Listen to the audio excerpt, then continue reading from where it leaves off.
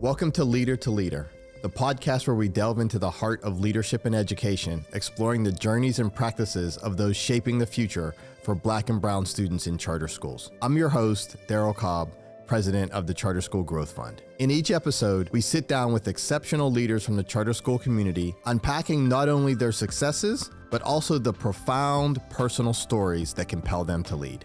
Our conversations aim to surface actionable insights and highlight what it takes to build a great school. Whether you're an educator, a leader, or someone passionate about the transformative power of education, there's something here for you. Let's discover together what makes these leaders tick, the challenges they've overcome, and the wisdom they've gained. Welcome to a special edition of the Leader to Leader podcast. I'm Darryl Cobb, and we're coming to you live from the National Charter Schools Conference in Orlando, Florida. I am honored and privileged to have a good friend of mine with us today, Mr. Peter Anderson from the Washington Latin Public Charter School. Welcome and thank you for taking time, Peter, to be with us. Thank you, Darryl. Yes. Darryl, I got to say that I feel a little pressured here. You know, I've seen some of these podcasts before. You've got to be glib. You've got to be erudite. You've got to be funny. I don't know if I can live up to that. You know, I have full faith. I have full faith, right. Peter. I have full faith this is going to be a hit. Good. This is going to be a hit. All right, well, we're going to talk about who you are as a leader and your leadership story. But for our audience who may not know Washington Latin, can you give me a little, some broad brushstrokes about the school and some of the things you all have been able to accomplish? And then we'll detour and then kind of come back to that. Sounds good. So Washington Latin Public Charter Schools, we've got 2 middle schools and we've got a high school. Washington, Latin. D.C. It's in Washington, D.C. Okay. Yes. In case the audience didn't know. And we are diverse by design. As I said, we're classical, charter LEA. Okay. We've got 2 middle schools. Our second high school is coming on board this fall. So Congratulations. Thank you. Congratulations. So as of this fall, we'll be at about 1,200, 1,250 students across those 4 schools. And then we'll be growing that high school. So when we're at full enrollment with those 4 schools, we'll be close to 1,500 students, serving all 8 wards of Washington, D.C., grades 5 through 12. Okay. And as I said, classical, diverse by design, sort of intentionally diverse. And we're going into our 20th year. We've, at this point now, had over 1,000 graduates. Wow. Our graduates go off to some of the most selective colleges and universities, not just in the country, but actually around the world. So we've had a number of graduates who've gone to international universities. And one of the things that I'm really excited about is that we've been able to secure some wonderful merit scholarships for our students. So this past year, we had over $16 million. $16 million. For how many students? For 81 graduates. 81 graduates earned $16 million in scholarships. So a number of full ride scholarships. You know, we had Posse. We had the GW Trottenberg scholarship. So a number, in the past we've had Questbridge, and we've had a variety of other things in the past. In fact, 2 years ago we had $23 million in scholarships. We've got a high year-over-year teacher retention, so well over 90%. Our student attrition is 1% to 2% a year, and you know, one of the things I think is particularly special about us, and I think has been responsible for some of our sustained success, is that for a small high school, because you know, when you've got a high school of 340 students, it's pretty small. It's very small. We've been able to offer up to 100 different courses for our students. So there are multiple pathways that students can follow. So it's an small, amazing place. Small but mighty. It's an amazing place. I've had the pleasure to visit multiple times. And I have not seen the new campus yet. Come back anytime. I gotta get back. Yes. Gotta get back. Okay, so there's so many things in that I want to talk about. Okay. All the honors, the scholarship dollars, diverse by design. Yep. What you're doing with a small school and offerings. I want to get to all of that. Right. But before that, this is Leader to Leader podcast. Right. So we want to understand a little bit about you. Okay. So give me a little bit about the story of who was young Peter. So born in Jamaica, and when I would say that, when I was working in New York, I'd have to say not Queens. Okay. So this is the island of Jamaica. And had what I did, city, rural, so suburbs, even okay. though we never really used that term growing up, right. it was the suburbs of Kingston, and went to great schools. You know, the thing about education, particularly back then, is to go off to secondary school, you had to take an exam. So there was a sort of high school entrance exam. It was interesting because the best elementary schools, you had to sort of subsidize that with some of your own funding. But I went to some very, very solid schools. And as a young person, so I'm talking 6, 7, 8, I spent a lot of time playing outdoors. So we had a nice little house, nice big backyard, lots of fruits. big family. So I am the youngest of 5. Okay. So That's a big family. four older siblings, although my 2 older siblings, I didn't really grow up with them. They're much older. Okay. But, you know, I would play outside and I could spend all day in the backyard because there were fruit trees. I could just, you know, eat from the fruit trees. I'd kick a soccer ball around. I'd pretend that I was playing cricket by throwing a tennis ball against the side of the house, the whole thing. And, you know, from a very young age, very often there were people who would knock on the gates while I was outside by myself playing. And many of them were children my age or younger who would literally walk for miles, and they had buckets and pails and pots, and they were asking for water. They're asking for water. Right. And I'm in the backyard. There's a pipe. There's a hose. Come on in. Get you some water. And as I noticed this over time, I was wondering, well, these kids are my age. First of all, why are they traveling so far looking for water? And second, why are they in school? And many of them, you know, were, you know, dressed in ways that one might describe as you know, tattered. And so that was something that bothered me for a while. I began asking questions, and I discovered that these kids didn't go to the schools that I went to. These kids, some of them didn't have opportunities to go to any school. True. And it made me begin to question equity and why I was privileged the way that. And it wasn't as if I was in an upper middle class bracket. I was sort of lower middle class. You know, my dad at the time, much older, had retired and was trying to survive off his pension, and couldn't do that. Had to go back to work as an older man. But it made me realize that there was something that I had something that benefited me that didn't benefit others. And so I wanted to interrogate that further. And that led me to want to get involved in policy work. So long story short, I decided when I went off to college that I wanted to study systems. And an educational system was one of the things I wanted to study. And I was particularly interested in education as an engine for economic and social uplift. And so my whole plan was, by that time I had emigrated from Jamaica to the U.S. I went to college in the U.S. I went to grad school first in the U.K. and then in the U.S. And throughout all of those stops, my goal was to go back to Jamaica and be involved in policy work, and be involved in education policy. And I thought to myself, if I want to do policy work, I need to have some front lines experience in the classroom. You know, if I'm gonna talk about how to improve education, know what you're talking about. I need to know what I'm talking about. Know what you're talking about. So I decided to get an education degree. I went to school for education and decided, let me go and teach. And when I started teaching, I realized that there were students who were like me, who had left Jamaica, so they were first generation, or maybe they were second or third generation, who weren't thriving in the U.S. public education system. And I began to interrogate that, like, what's going on here? Because when I came from the U.S., I'd been well prepared. I was able to do pretty well. And so I was wondering about what was going on that accounted for the differential outcomes for students who looked like me. And it made me want to do more in that space. And, you know, when I became a principal at a young age, I was still interested in going back to Jamaica because I was still interested in the inequities there. But what's happened over my career is I've discovered so many inequities here that I haven't been able to get past that to go back home yet. So there's a lot of work to do here. There's a lot of work to do here. There's a lot of work to do. Yes. There's a lot of work to do here.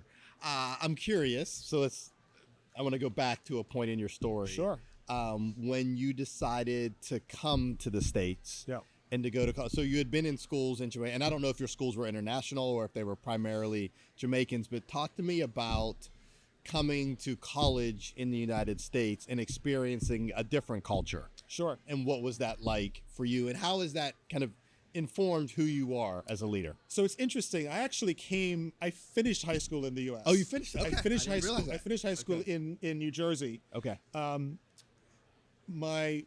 have 4 sisters who had all, finished high school in Jamaica. One went to the UK, the other 3 went to the US. And because I'm so much younger than my siblings, it was taking me a longer time to get through schooling. My mom had come to the U.S. to help my eldest sister, who had a child, and she missed me. And so she said to my dad, forget about him finishing school in Jamaica, just come up. So I came up to the U.S. As a teenager, and I was actually able to adjust fairly easily and fairly quickly to the U.S. public high school that I attended. And I went to public high school in New Jersey, in Maplewood, New Jersey. A diverse school, even more diverse than it is now, and was able to take honors classes and so forth and sort of navigate the system.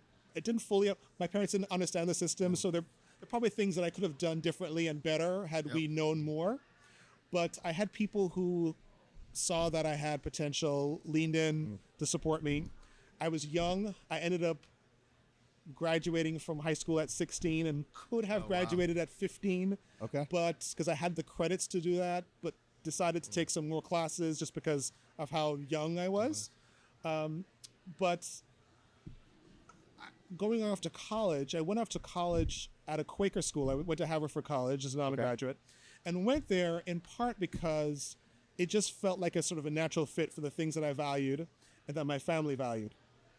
So it wasn't as much of a culture shock as I know it's been for some other people. And that might be because there was so much American culture exported to Jamaica, whether on TV or just through tourism. Right. So I'd had enough of an understanding of what the U.S. was like that it didn't have much of a culture shock for me. Okay. Yeah. Okay. Well, you said you went to Haverford. And, I did. I have a child who is potentially looking at Haverford. Good choice. Out, so Good we'll choice. We'll see.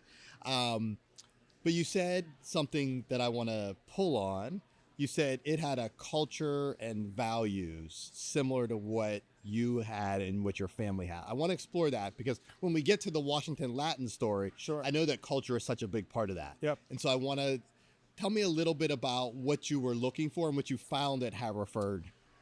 So I was looking for a place that valued relationships, and I know that everyone talks about relationships, but I found that there was a really deep commitment to knowing people, not just at a surface level, but on a sort of deep level. And there was a celebration of diversity that was more than just lip service. And so lots of places say we want to have a diverse community. They don't necessarily want to have an integrated community. But that was something, Jamaica's national motto is out of many, one people.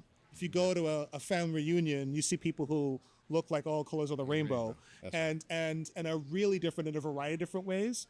And that difference, that sort of diversity is enriching and was sort of enriching for me growing up and was something that I was looking for in a place.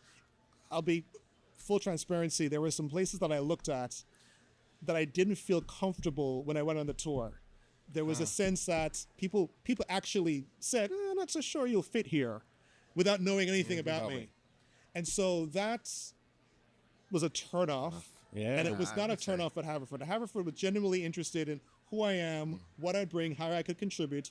And they actually set me up for success. There were ways for me to actually contribute at a very young age. As a freshman, I was on the Honor Council, which is, the body that administers the Honor Code, which is a very important part of the Haverford ethos. As a freshman, I was writing for the student newspaper, and I was involved in the Black Students League, and I was doing race relations, peer awareness workshops. And it was just and more. And it was just a place that valued my ideas, saw me for who I was holistically, and wanted me to be a part of a larger community in ways that I felt like I would not have been welcome elsewhere. Yeah. Okay.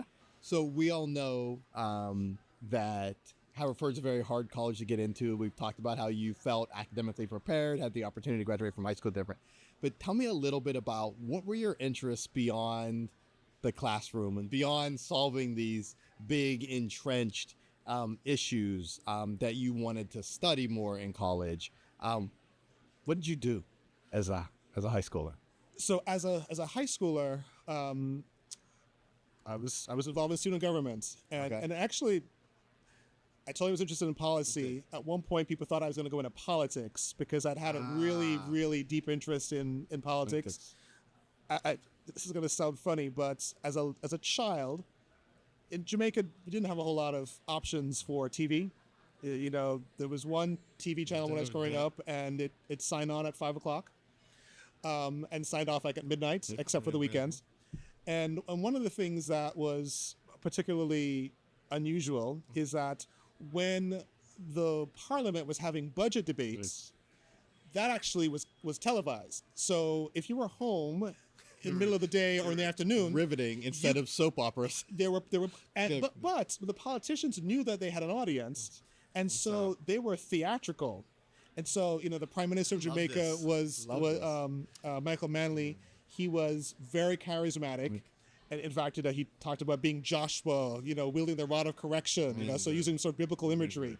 I remember just how much flair some of the politicians would use when they were addressing the Speaker of the House. You know, Mr. Speaker, and they would pound on the podium as they were addressing the Speaker of the House.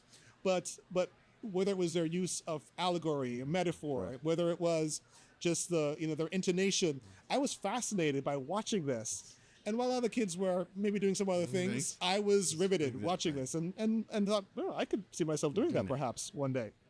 So politics was an interest. I was very interested in the arts, and so, you know, going to college, well, actually growing up when I came to the U.S., those last couple of years of high school, being in that New York metropolitan area gave me access to lots of great museums in New York. In fact, I remember when my mom was still, so my mom, as I said, came up before the rest of us with my older sister. And while my mom was here, I visited the U.S. not for relocation, but just on summer holiday. And I remember going to the, you're going to laugh when I say this, going to the Met in New York, Metropolitan Museum of Art, which later on, years later, I became a member. But at the time, I went to the Met and had a chance to view the exhibits. And this was, I wasn't a teenager. I was very young. And I'm going to date myself when I say this. So we took a train from New Jersey. And when we got to the Met, there were a bunch of people, young people, who were outside. And they were doing something in front of the museum. They had music on. And I was like, that was young people having a seizure? Like, multiple people having seizures. What's going on? They were breakdancing. Yes. And this was before breakdancing had come to Jamaica. In fact, literally, like weeks later, when I got back to Jamaica, it was there. People were breakdancing. But at the time, I thought they were having seizures. So that's sort of a little bit of an aside. But I loved having the chance to go to museums like the Met, the Natural History Museum. So it was both seeing art and then seeing history. So I had this interest in politics, I had an interest in history, I had an interest in policy. I played tennis, I played soccer, I ran track. So I had a balanced life, even though I wasn't really great at any of those other things. But there were things that interested me. And then I was as a young person in high school, I became a huge Mets fan and a huge Giants fan. And wait, you went to school outside of Philly? I went to school outside of Philly, but I was living in the New York, New Jersey area before that. So at high school. Okay. And so I will tell you, so going to Haverford with all those Philly fans, there was a rivalry because the two hated teams were the Phillies the Phillies and the Eagles. So, you know, so there was a lot of hostility there, but still is. That runs deep. Yes. That's right. Yes. That's right. But yeah, so lots of different interests. Okay. And really one of the things I'll say is that for me, I've always had deep passions, and sports is a passion, art is a passion, and even politics. I care deeply about those things. Perhaps too much. All right, I love it. I got to ask, as a member of the Met, have you been to the Met Gala? So I have not been to the Met Gala. You have not. Okay, I was No, going to no, no, ask you I'm- what the I'm no- outfit. I'm I was no- going to ask you what the No, outfit I'm looked like. I'm no longer a member. Okay. You know, but I think you have to not only be a member but be a major donor to be invited to one. You know, so I was a member, but it gave me access to the Met Dining Hall, or being Okay. able to get access I like that. to I the like museum after dark. You know, Okay. when everyone else was shut out because it was closed. But not the Met Gala. Well, maybe after the podcast, you could tell me what your Met Gala outfit would look like. There you go. There If you you go. were on the invite list. Sure. Okay. All right. So you got to Haverford, a place that felt very values and mission aligned to who you were. What happened over the course of that 4 years that led you to education, or to confirm that you still wanted to be an educator? You know, and I think it was less Haverford, because Haverford, you know, my senior thesis was looking at a deep examination of secondary education in Jamaica. Okay. So I went back to Jamaica. I did some extensive interviews. I did some data collection, and really my conclusion was that secondary education, particularly the kind of education that I'd enjoyed, while elite, while really exemplary, was ill-suited for the needs of the island. That they were educating students for opportunities that did not exist on the island, and so they were contributing to a brain drain. And really what there needed to be was a more comprehensive approach to education that would think about what are the needs, how do we actually set up the country to meet those needs, how can we help to have sort of leadership that is inward facing and not outward facing, because so many people like me benefited from that education and then left. And not many people were necessarily interested in going back. I mean, I never went back, even though I had that interest, but that was one of the issues. So doing that deep dive into a study of the system was helpful. I also, something else that sort of began to plant a seed in me in terms of thinking about staying in education in the U.S. and not going back to Jamaica right away, was I spent 4 years doing race relations workshops, in which I worked with, you know, the administration to set up this program where all first-year students had to participate in a series of workshops, and all the facilitators of those workshops were their peers who got trained. And one of the places that provided training was the American Friends Service Committee. In fact, every year we got sort of different trainers. Interesting fact is eventually I became a board member for the American Friends Service Committee, but that's beside the point. But anyway, what I learned was that students coming to Haverford, so students coming as first year students from around the country, many of them were coming with biases, or were coming with, you know, Coming from homogenous environments, or coming from environments where even if it wasn't homogenous, they were still coming with these biases, and they were bringing microaggressions with them, and you know, and know some of these things are some of these talking about microaggressions and unconscious bias and so forth is not necessarily in vogue at the moment, but it was very clear to see that there were students who came in who needed to have more experiences with people who were different from themselves, and who needed to challenge some of the preconceptions that they had about race. And so some of that influenced me in thinking about there's more work to be done, even with those who are prepared to go to the most selective secondary schools. I'm sorry, most selective colleges. You know, as opposed to those who might not. And so, so there's that. That's right. Okay. So you finished Haverford. Yeah. Degree, underarm, ready to conquer the world. What was the first move after Haverford? So after Haverford, I went to the London School of Economics. Okay. And again, my interest was twofold. I'll tell you, one was to make sure that I got the training to be able to think about policy, because I wanted to go into development policy. And as I said, I wanted to consider education as an engine for economic and social policy. But also, part of me was interested in going to the same university that my personal hero had attended. So I mentioned Michael Manley, very charismatic prime minister, who I watched when I was a little kid on TV in those budget debates. He's someone that I'd actually got to meet as a 6-year-old, 7-year-old. Had a meal with him. My whole family did. It's that's a story in itself. Okay. But then as a senior at Haverford, I brought him to Haverford. And he spoke at Haverford. I had him visit classes about Haverford and Bryn Mawr. And he had gone to the London School of Economics. He had also gone to the same elementary school that I went to. And so I was like, it was good enough for him. It'll work for me. It'll work for me. Yeah. And so it was twofold. It was one, just follow in his footsteps, and two, to have, more importantly, to get that training. Okay. And, it was while I was there that I decided that taking courses in economics and sociology were not going to be enough. So after the LSE, I decided to do an education degree at NYU. And it was at NYU that I finally decided, you know what, I got to go into the classroom. I've got to get that frontline experience. Okay. Yeah. All right. I'm going to skip a little bit, but give me the arc. So you were a teacher, and Yes. memory serves me right, history. So I was a history teacher, and I was also a math teacher. In fact, I didn't know you were a math teacher.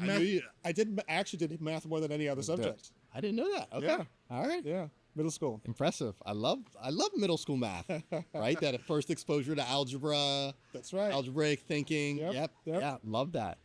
Okay. What inspired you to leadership from the classroom? So, like I said, even as I was going through my time as a teacher, so I'll explain what my first teaching role was. I was teaching at an independent school. Okay. So not necessarily the population of students you would think. As I told you, I was, interested in inequities and inequality for students who look like myself. But while I was doing that work at a school in New Jersey, I was also working for a program called New Jersey Seeds. And if you're familiar with Prep for Prep or Better Chance, very, very similar focused on students from disadvantaged backgrounds, economic disadvantaged backgrounds particularly, preparing them for selective secondary schools. Correct. And many of those are students of color, not exclusively, but predominantly students of color. And so I worked in that program and had a chance, I think, to maybe add some value there, and had some opportunities for leadership within that program. I also, in my early days, and this is perhaps because of the way independent schools work, you had to wear a lot of hats. So I was a coach. I coached track and field. Yeah. I was the middle school debate team coach as well. I did middle school drama. I served on the accreditation team, so I helped to sort of work through accreditation issues. Because of my energy, enthusiasm, in my second year, I ran a variety of diversity initiatives for the school. And so I had early exposure to working with administration, and they trusted me to take on projects that put me into leadership. I wasn't asking for it. I just found my way into it. But clearly you were good, and so they... And then I had an uncle who had worked for the Liberian government. He had worked for President Tubman. This is going way back. Yeah. In Liberia, and he was a bit of an elitist. I'll say that. Loved him. Passed away many years ago now, but he came to me one day and he said, "So I know you're a teacher right now, but when are you going to become a leader?" Because he says clearly, this is just a temporary thing being a teacher. And I was thinking, I'm getting ready to do the policy work, so Yeah. But he's like, does the head of school know who you are? Does the board know who you are? Have you made those kind of connections? And I wasn't looking to intentionally put myself out there, but these people actually did know me because of the opportunities that have been afforded to me. Yeah. And sort of looking at those things and sort of considering those things, one thing led to another, and I got invited to serve on a couple of boards. And so I was like a really young educator serving on a couple of school boards, including a board that had a sort of a statewide focus in New Jersey. And it was through that board that an opportunity presented itself for a parochial school. The parochial school was looking for a principal. And someone on the board said, I've watched you on this board, you should throw your hat in the ring. And I'm like, I'm a teacher, what are you talking about? And he eventually convinced me. He says, I've heard your ideas. I've seen the work you've done. You're actually as qualified as other people who are applying for this. And so, not thinking that I would get it, as a 26-year-old, I applied to be this principal, and I did not get the offer. And maybe 3 months after they told me they were going with somebody else, they reached out with me and said, "We've changed our mind," which means that person probably said no. Said no, Yeah. and said, know how that works. "Oh, yes, Yeah. would you consider it?" And so I became a principal of a small parochial school, but I was also a full-time, multi-grade, multi-age teacher. So I taught 7th and 8th grade. I was a full-time teacher, teaching all subjects. So seventh and you eighth were a graders. player. You were a player coach. So I was a player coach. I had an administrative assistant who would cover my class when I needed to step out to do administrative work, but I had to come in early, stay late. And actually, I had some really great on-the-job training because I had to do everything that you have to do to run a school. And that job led to another job at another parochial school where I had a little bit more support, but we couldn't afford to have subs. So anytime anyone was out, and this was preschool through high school, I had to step in and teach. And I won't get into too many details here, but for 6 months I also drove a school bus. Wow. All right, so you wanted frontline experience. Sounds like you've got a whole pocket full. More than I bargained a whole for. pocket full Yes. of frontline experience. I would love yes. to see Peter subbing in the kindergarten class. That would. I will tell you that was my favorite class to sub in because the kids were very affectionate. They were very forgiving. When I walked in, they'd run in to give me hugs. And what I would do after that is if I was having, a challenging day, all I had to do is to visit the kindergarten classroom, and that would elevate my day. So good. Yeah. So good. So good.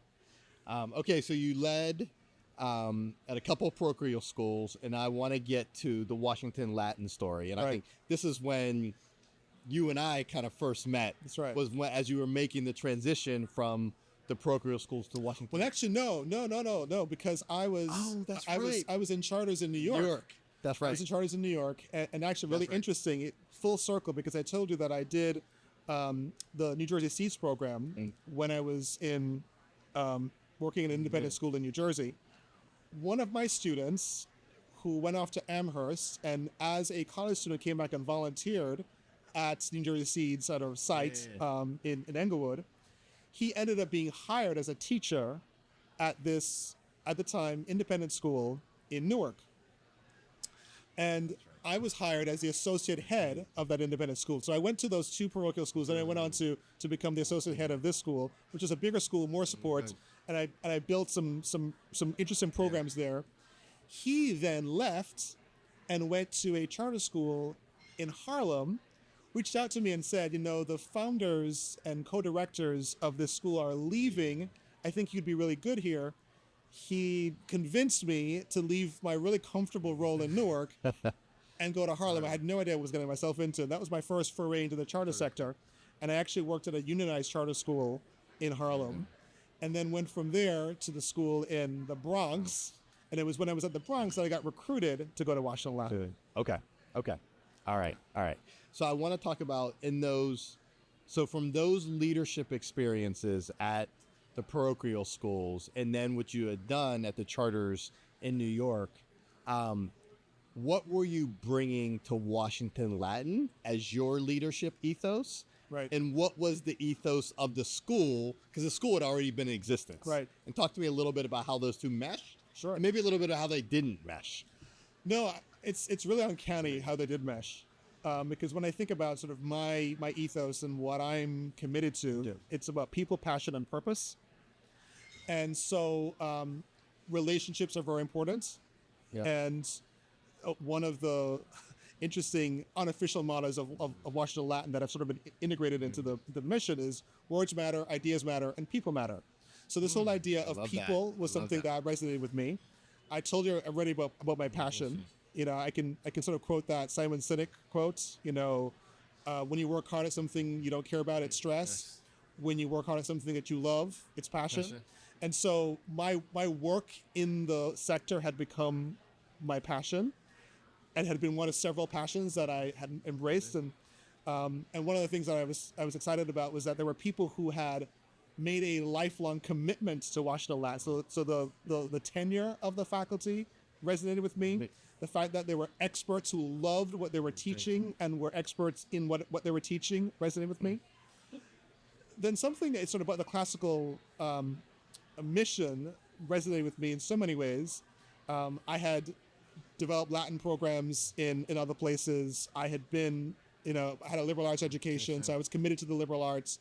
And so going to a school that valued the liberal arts and wanted to sort of, and believed in the importance of content was something that resonated with me. And, one of the things we like to talk about at Latin, which I think my parochial experience also informed me, was the idea that this work is holy work, and you can have holy work in a secular context.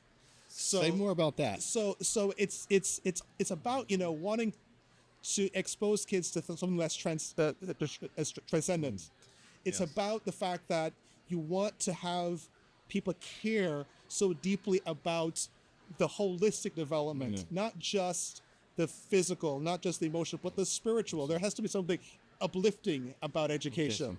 And so this whole idea of, and this is so much a part of the tradition, that you are inspiring awe, you're inspiring wonder, that, one of our principles of Washington Latin is fall in love with enduring ideas, because you want people to have a deep commitment to something bigger than themselves. And that was something that was certainly true for me in other settings and really connected with me at Washington Latin. So when you say, I love this, inspiring wonder, inspiring awe, a classical tradition that is rooted in a spiritual piece. So often when you hear classical schools, it is synonymous for something that is not aimed at kids of color, right, and is not meant to be accessible to kids who come from different swaths of the economic scale. And it is oftentimes a very, very right-leaning philosophy. So talk to me. Or very much a religious or philosophy. A religious. So I will say that there are there's been an uptick in interest in classical education, but a lot of that has been sort of religious driven. Yes. And we are classical schools for the modern age, which means that not only do we believe that there are things that are timeless, that are enduring, and that we can learn some important lessons from the past, and not only do we invest in the language, the literature, the pedagogy of the past, we also believe that there's a lot that we can learn from the present. And so we value the modern commitment to diverse viewpoints, and because that's not a sort of classical value. Yeah. And so it's not that we think that for it to be valuable, it has to be from 2,000 years ago. Yeah. We value things from 2,000 years ago, and not just from Greece and Rome, although a lot of it's Greece and Rome, but it's also from other parts of the ancient world. And we value enduring ideas that are much more recent. You've got to have some enduring value. So, James Baldwin or, Toni Morrison or, Alice Walker, they're more modern thinkers and writers, but their work has stood the test of time. And so that's classical in some degree as well. And so that's something that we believe in. And so for us, it's, you need to actually have, so our signature pedagogy is a Socratic seminar. And for a Socratic seminar to be really successful, you've got to have a diversity of viewpoints. So if you're just catering to one segment of the population, it's not actually going to work as well. You need to have that heterogeneity in the setting in order to be able to surface these rich ideas, to be able to push people. If you're in an echo chamber, if you've got people who all have the same background, it's not going to be as robust. It's not going to be as rich. And our founder, and the Washington Latin was founded 10 years before I got there, our founder was interested in, and those who came after him were interested in providing a sort of a first-class education to students who were willing to work and were willing and wanted to learn, regardless of their background. Yeah. And as I said, it was diverse by design. His recruitment was designed to bring people in from a variety of different backgrounds. Across the city. But also, there was some inspiration that I had that I sort of brought with me, and one of the reasons why I was interested in Washington Latin is because I'd actually seen this model work for me in my education in Jamaica. There were so many elements of a classical education that had been part of my education growing up in Jamaica. And, what I learned, I didn't know it right away, but what I learned is that kind of an education was the kind of education that African-American leaders provided for African-American students in the years after Reconstruction. That's right. And if you look at just in Washington, D.C., look at the M Street School, which is now Dunbar High School, and look at, Anna Julia Cooper, for whom our, second campus is named.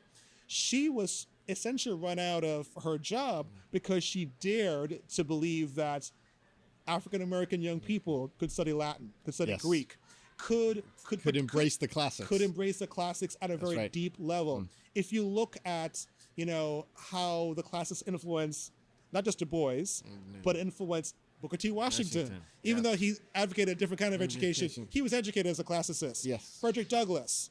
And again, obviously, Martin Luther King Jr. and so many, James Baldwin, so many were educated in the classics, and that informed the way in which they looked at the world.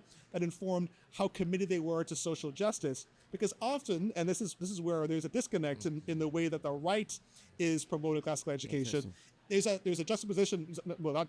There's this conflict between social justice and classical education, when there's actually a lot of synergy between those positions, and it's about ideas about justice. Well, justice is a key. That comes from the classical tradition. That's right. The whole idea about pursuing a fuller humanity, that's straight out of the classics, straight out of the tradition. And so, I think we've in some ways misinterpreted and misunderstood the classics because it's really for everybody. It's really this idea that these enduring principles, that come from a variety of different not just originated in Greece and Rome, but you can find them in some other civilizations and some other cultures. They have lasting value, and they can empower us to serve a wide variety of students from a wide variety of backgrounds. And one of the things that's particularly powerful for me is that within the tradition is a critique of itself. There is this idea about questioning, a deep questioning that is a part of that tradition, which allows you to challenge structures, which allows you to challenge, status quo in a way that people don't fully understand or fully appreciate. So I want to bridge from that, which is this deep sense and love of the classics, to the culture that you've built at Washington Latin, right? So again, many people see the classics as kind of an elite education for the elite. Right. You have a diverse by design school, and you should comment on kind of what your who's attending your school and what the stats are. Would love for the audience to hear that. But I'm really curious, in lots of diverse by design schools that I walk into, you can tell what the various pockets are by the way the students kind of assemble themselves in the lunchroom or the hallway. The school is diverse by design at the highest level, but it is not truly in the relationships that the students have.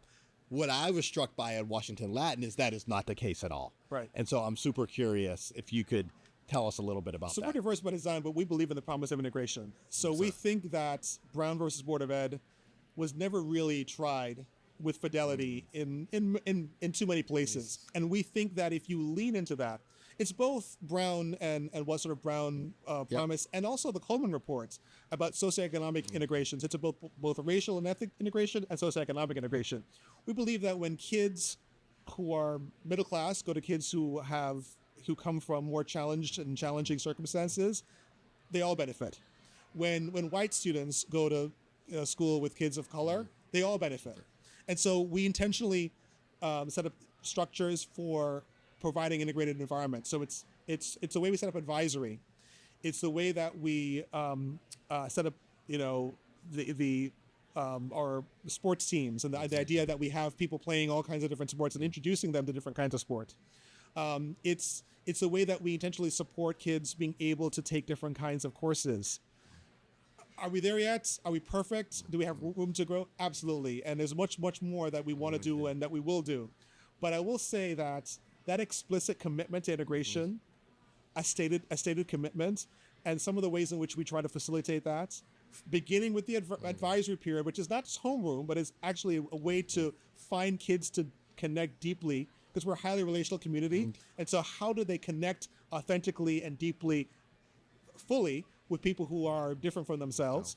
That helps to build that, as well as the idea that we provide opportunities for young people to develop voice and to take responsibility for their own learning. And so many of them will be able to sort of use that as a way to connect with each other deeply. Yeah, love that.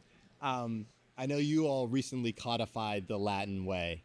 Yes. Can you give me in a kind of short answer, like what are the key elements of a Latin, especially as people who are listening to this may be thinking about how to build culture in their school? Sure. I think your articulation of that for you all was just kind of beautiful and easy to understand.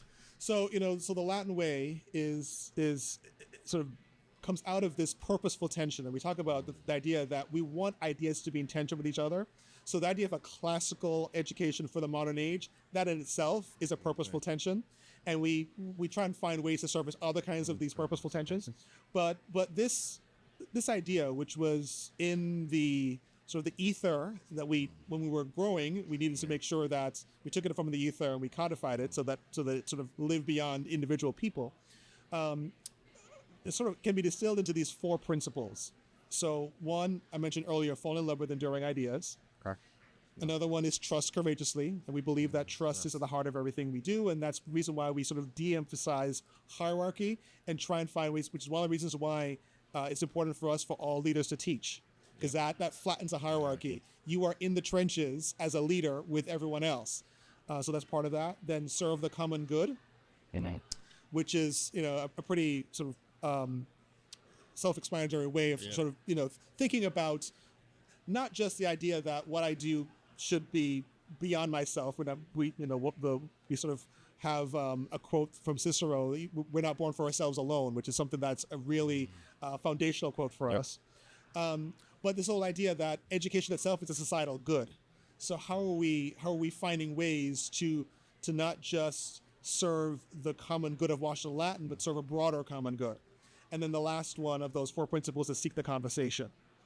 And it's not just about seeking the conversation with your peers in a classroom, but see the conversation with those who are different from yourself, who might think different from yourself, but also see the conversation with writers of the past and the present. So by engaging in text in sort of an intellectually rigorous way.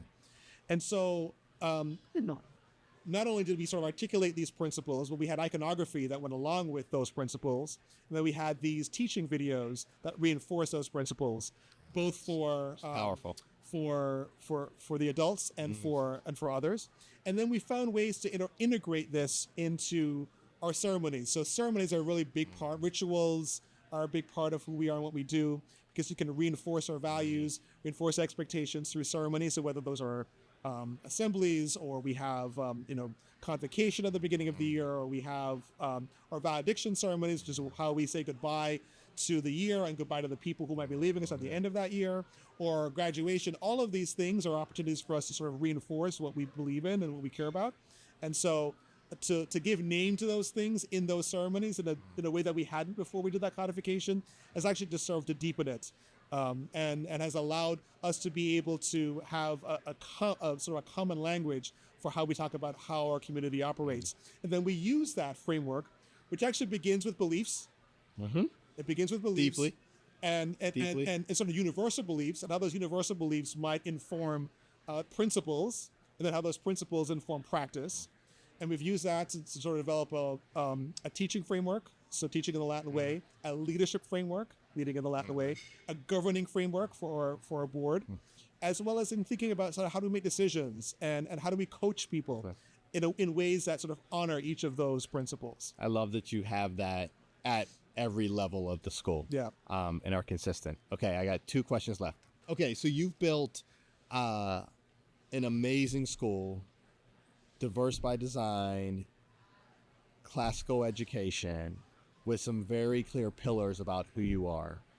How have families embraced that? Are you getting flocked with families? Is it just like certain families who can see and understand that? apply to you? How do your application numbers look, and how do they look across the spectrum Sure. of potential students? So let me just say, let me correct you. Sure, You said that please. said that I built something here, and I was a part of building something because Fair. really it was Yes. a team Yes. effort. And one of the things that I will say to other leaders, the most important thing that you need to do is have the right people on your team. Amen. You've got to surround yourself with talent that's better than yourself, in order for you to be able to do anything that's extraordinary. Because trust me, if I didn't have that team, we might not be in this position right now.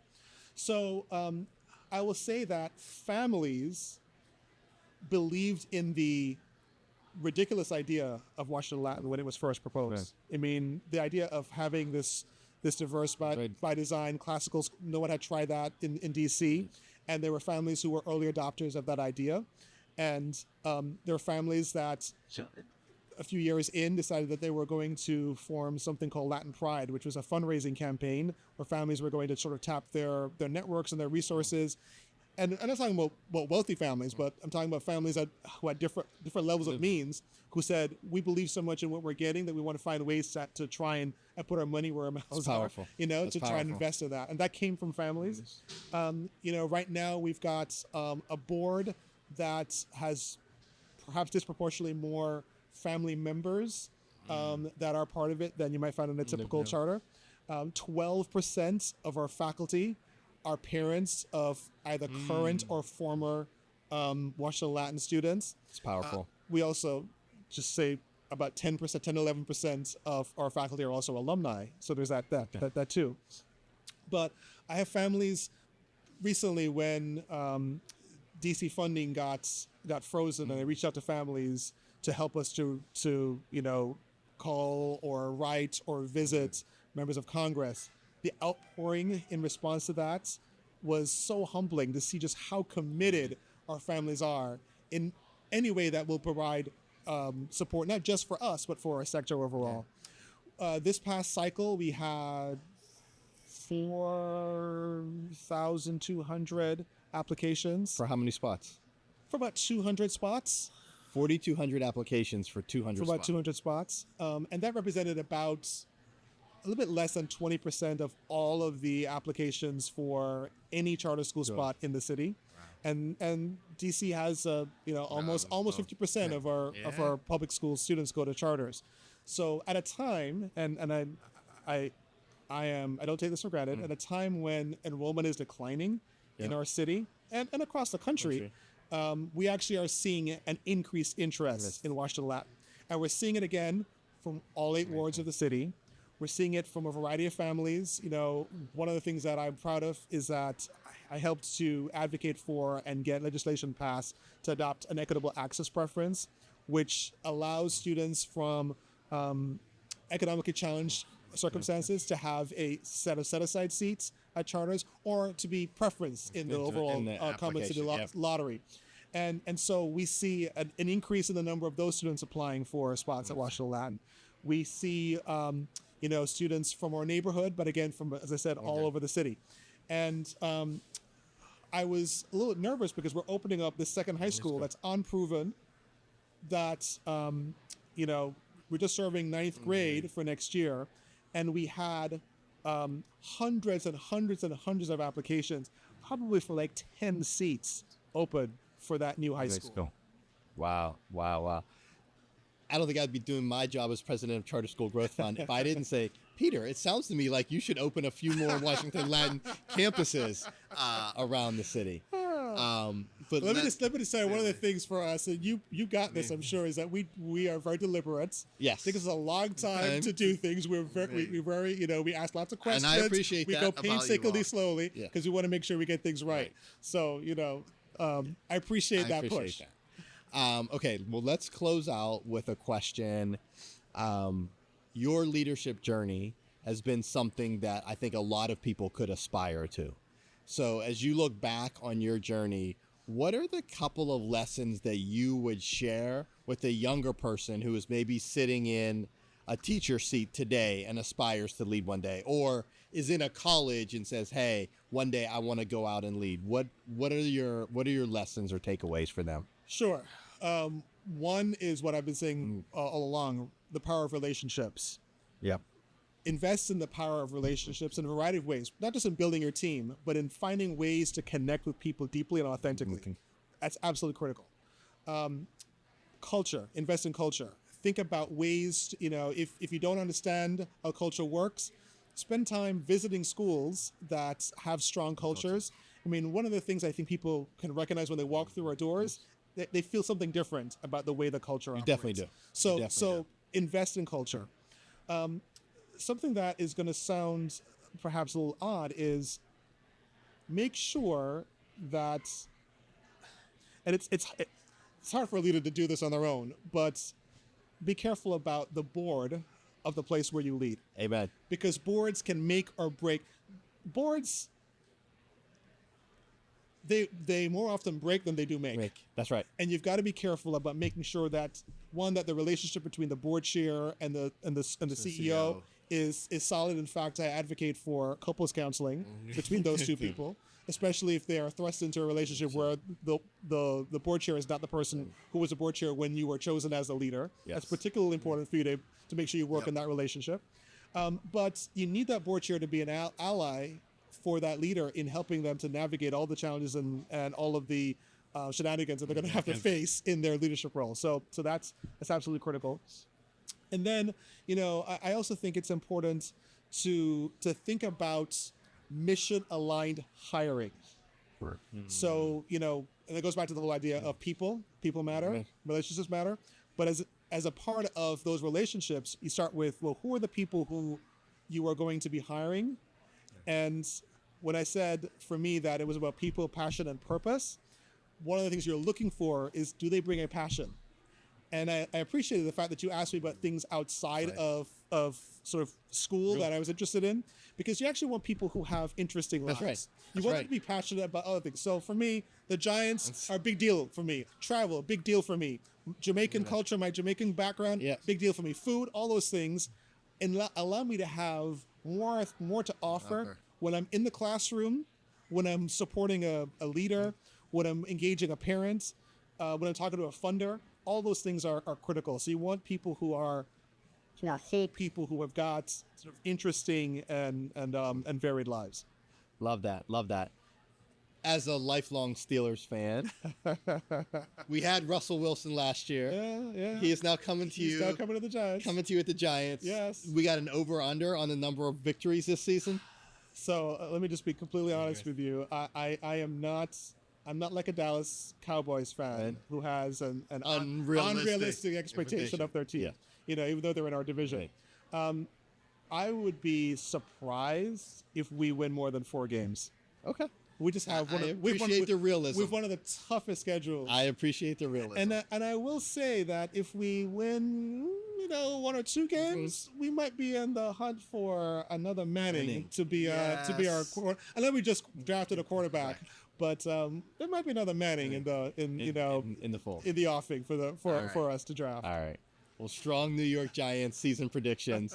I appreciate it. Thank you, Peter, for joining us, and thank you for giving up your time. I know how busy you are. My pleasure. All right. Thank you. Thank you so much. Yes. Pleasure. Yeah.